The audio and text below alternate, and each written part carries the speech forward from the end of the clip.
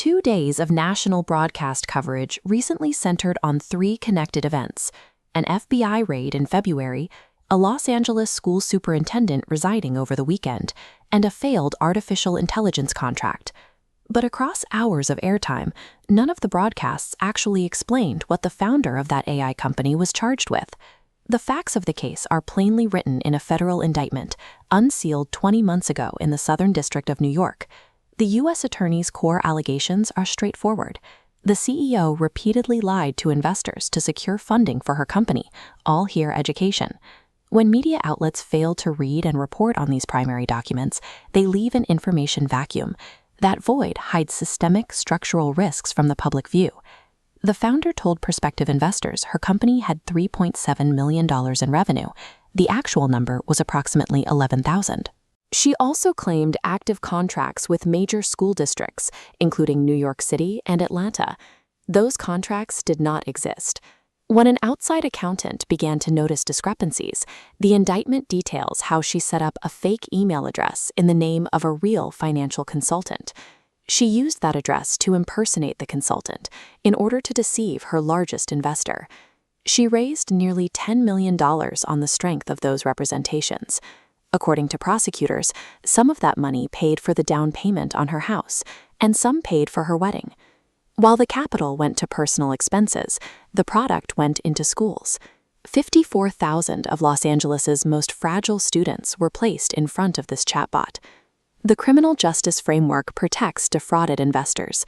The wire fraud and securities fraud charges ask whether those investors lost their money. They do not have the mechanisms to ask whether the unregulated product was actually safe for the children using it. The product reality surfaced quickly. Parents asking the Ed chatbot routine questions received hallucinated answers. The mental health features were deployed without a single clinician in the loop and without a published crisis escalation protocol. Los Angeles Unified paid roughly $3 million of their contract before the vendor furloughed most of its staff, prompting the district to terminate the relationship entirely. 18 months later, federal investigators arrived. FBI agents executed judicially approved search warrants at multiple locations, including the home of the district superintendent. The immediate fallout saw the superintendent placed on paid administrative leave before he resigned entirely that Sunday. He is not charged with any crime and is not named in the federal indictment. Bypassing clinical safety checks for emergency, single-source procurement contracts leads directly to product collapse, taking institutional stability down with it. Some state legislatures are actively trying to establish safety boundaries. In Hawaii, a bill currently sitting on the governor's desk mandates clear, hourly reminders for minors that they are interacting with artificial intelligence. The state's executive branch faces procedural pressure, sitting just days away from a forced intent-to-veto deadline that will broadcast Hawaii's posture to the rest of the country. While states move, federal action remains volatile. A recent Commerce Department export control directive shut down a major AI model globally, but the legal drafting of that order is so questionable that policy advisors are openly debating if it is enforceable at all. Meanwhile, professional bodies are establishing their own guidelines. The American Medical Association issued a firm policy requiring clinical AI to remain entirely assistive, ensuring it never replaces human judgment.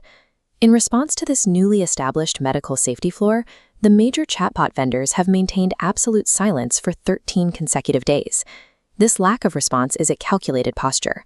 By refusing to engage the professional standards on the public record, vendors avoid accountability, while regulators try to establish basic safety rules. This chart tracks Reuters Institute d'Air shipping 1 in 10 readers worldwide consume news primarily through an AI chatbot. The behavioral danger lies in the retention rate.